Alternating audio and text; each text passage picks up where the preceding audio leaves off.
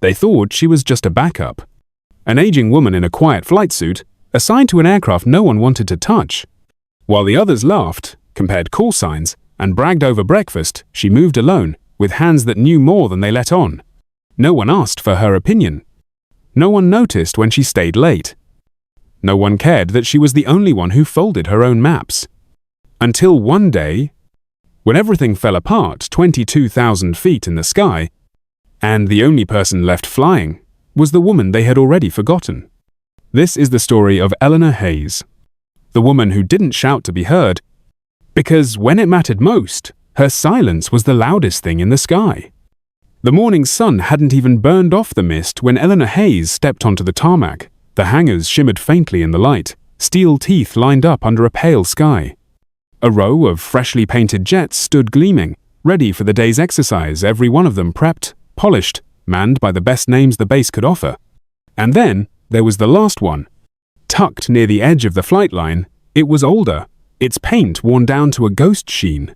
The tail bore the heat scars of too many missions, and the fuselage had the tired ripple of something patched more than once. It didn't look like it belonged among the shining machines. And according to most on base, neither did she.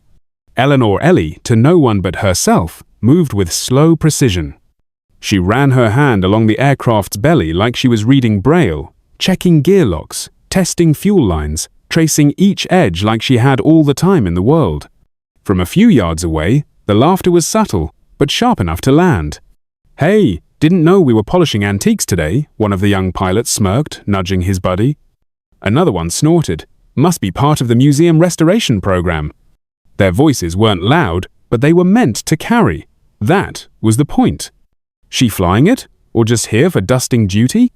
Eleanor didn't react, didn't even glance up. She tightened the last latch on the left landing gear, stood up straight, and rolled her shoulders with quiet resolve. She was older than the rest of them, maybe by 2 decades, and she didn't wear the sharp-pressed jackets or call signs stitched loud across her flight suit. Hers was plain, functional. A single patch from a squadron that had been decommissioned before. Some of these men had even touched their first joystick. She climbed the ladder into the cockpit of the backup jet with the ease of someone who didn't care if anyone was watching. To most of the base, she was a name on the roster, a formality, a backup pilot assigned to a backup aircraft, the kind of person who was there just in case, though no one really believed "in case" would ever come. "She's probably just here to fill a number," one of the engineers had whispered a few days earlier. "You know how command likes to cover liability." Eleanor had heard it all before. She just didn't care. Because here's the truth they didn't know. She hadn't shown up for them. She was here for the sky. Inside the hangar briefing room later that morning, it became official. Her name was on the list, all right at the very bottom, marked alternate. The rest of the team clustered around glowing screens, swapping banter and talking through scenarios. Call signs like Rogue, Spectre, and Ace bounced off the walls like medals made of sound. Eleanor sat by the window, hands folded over a neatly printed flight plan. No one asked her to contribute. No one even looked her way. That was when the coordinator walked in. "Main jets. We're green for the Sierra run today. Weather looks clear. Models are stable. Hayes, you're on standby. If anything goes down, we'll ping you." Someone snorted. "Let's hope nothing goes that wrong." The room chuckled. Again, not loud but deliberate. She didn't smile. She didn't flinch. She just nodded, tucked the plan back into her folder, and stood. But the final insult came when she passed the maintenance table. One of the younger techs, no more than 25, leaned over and stage whispered, "Bet she still flies with a manual stick." Another added, "Yeah, and probably still folds her maps. Who even does that?" They all laughed. They didn't know she did fold her maps. They didn't know she preferred the manual stick. They didn't know she'd walked the valley 3 days earlier, noting the pressure dips and terrain shifts herself, not because someone asked, but because experience taught her no one else would. And they certainly didn't know that the strip of hard-packed dirt 30 miles northeast of the base Thed, one nobody had marked on any map, was the one she had traced in red ink 2 nights ago. They didn't know any of it. But they were about to. Because later that day, the call would come in. And when everything went wrong in the air, they wouldn't be calling for Rogue or Spectre. They'd be looking for the woman they all forgot. And she'd already be halfway to the runway.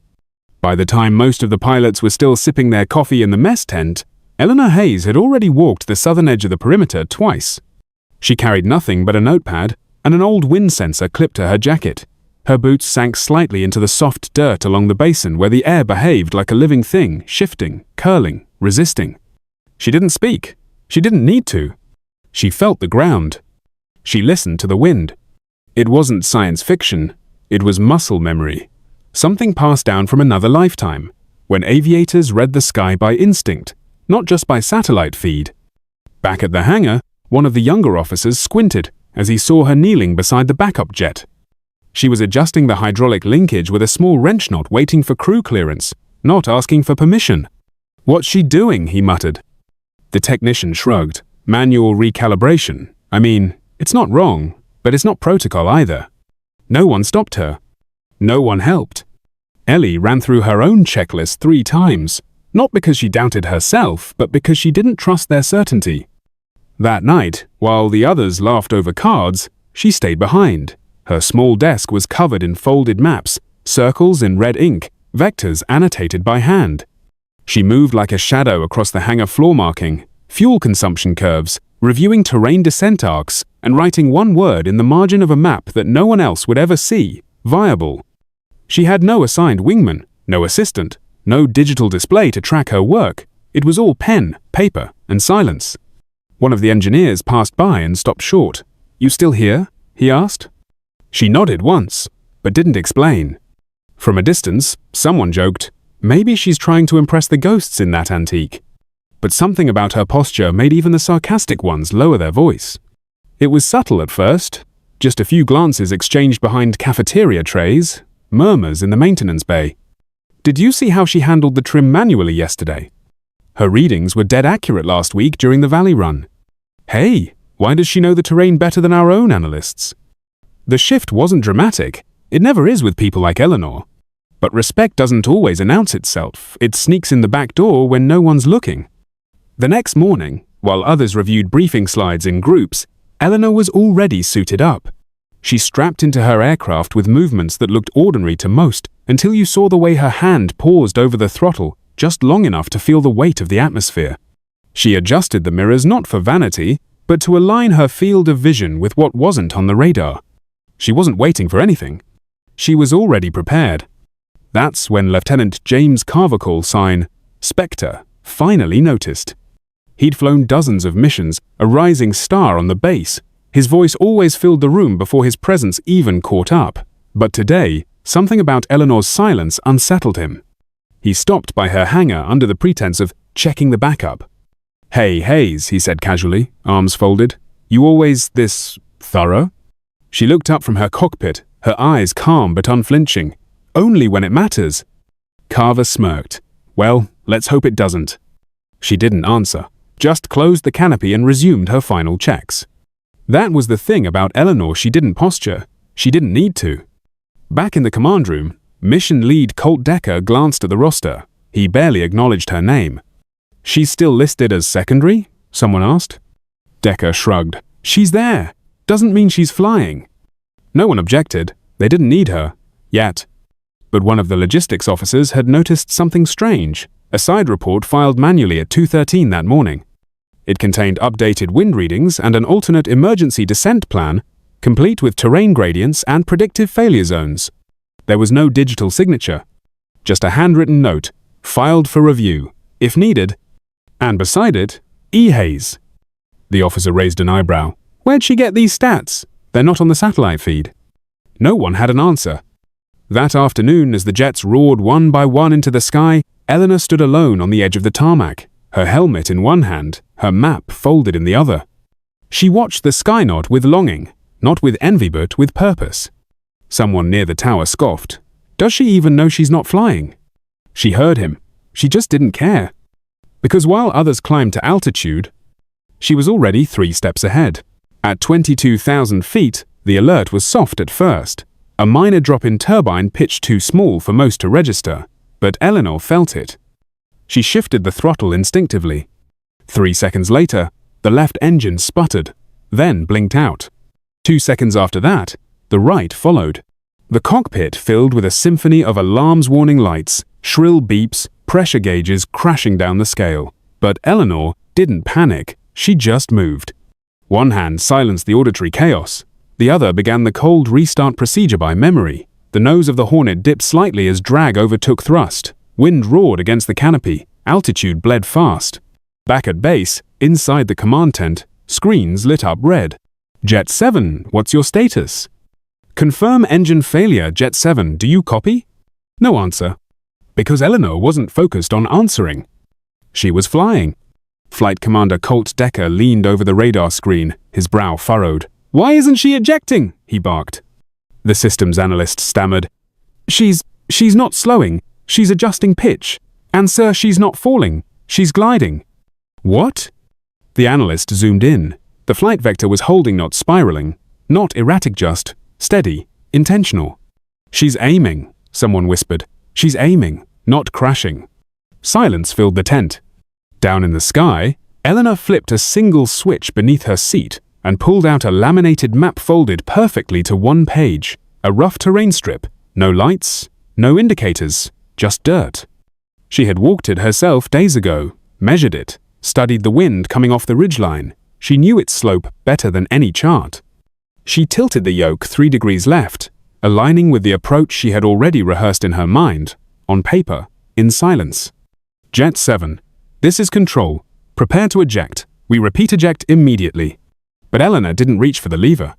Instead, she adjusted hydraulic pressure manually, keeping flaps retracted. If she dropped them now, the drag would kill what little airspeed she had left. Everything depended on timing, instinct. Back in the tower, Lieutenant Carver stood frozen beside the analyst's console. The HUD feed from her dash still showed no power, no engine noise, and no panic. That's impossible, he murmured. She should be in pieces by now. But the vector line held, straight, calculated. No one in that room could have flown that jet without power knot, with a mountain range ahead, a storm wall chasing from behind, and visibility dropping by the second. No one, except her.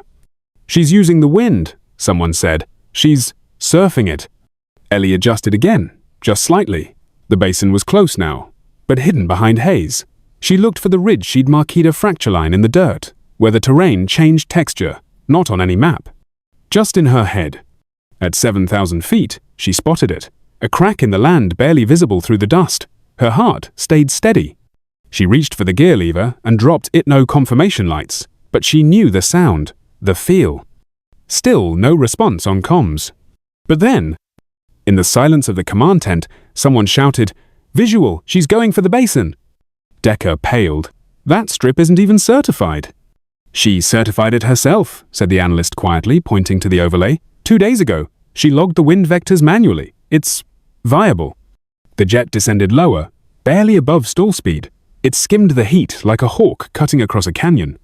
And then contact. The first tire hit with a thud that sounded like thunder. Not a bounce, not a skid, just connection. The second wheel followed. The Hornet's weight settled onto the dirt strip, the fuselage rattling but holding. No brakes yet. She waited. At the final third of the strip, she tapped the brake. The aircraft slowed more, then stopped. Dead stick landing. No thrust, no backup. And still, flawless. A full 10 seconds passed before anyone in the tower spoke. She landed it. Not shouted, not screamed, just said, like a fact no one dared to question. Outside, Eleanor unstrapped slowly, pushed the canopy open, and let the hot wind rush in. She stood up, helmet in one hand, the other resting gently on the edge of the cockpit. No fist pump, no triumphant pose. Just a breath, and then a single step down onto the dirt. She didn't look back. She didn't wave. She walked away from the machine like she had done this 100 times before, because she had. When the recovery team reached the jet, they found the laminated map tucked neatly behind the console, one circle drawn around that stretch of land. Beside it, a single word in block letters, viable. They passed it around in silence like scripture. In the base headquarters, a young technician ran across the hall with an old file in hand. He had been sorting archived flight records when he found it Navy log, unclassified, unsigned. A woman had landed a jet after full flameout on unlisted terrain. No name. Only initials, RM, Ellie's mother. The handwriting on that record matched the one on the map. The final line, "No one else lands my jet." The wind had quieted by the time Eleanor returned to the airstrip. The Hornet sat alone on the edge of the basin, dust clinging gently to its undercarriage like it knew it wasn't meant to be disturbed. No one had touched the aircraft since it stopped. Not a single fingerprint on the canopy, not a smudge on the control panel. It was as if even the ground crew understood this machine was no longer just metal. It was memory. Ellie walked slowly, helmet in one hand, boots leaving faint impressions in the packed dirt. She didn't carry gear. She wasn't here to fix anything. She was here to feel A-18 last time. The wings still bore the scorch marks from years of missions. But now, just beneath the cockpit, a new tag had been quietly affixed. E. Hayes. And beside it, R.M. Hayes. No rank. No years. Just two names, black letters on white steel. The mother who once flew uncredited, and the daughter who carried her precision forward. Eleanor rested her hand against the fuselage, not to test it, but to thank it. Then she whispered, barely audible, "We made it."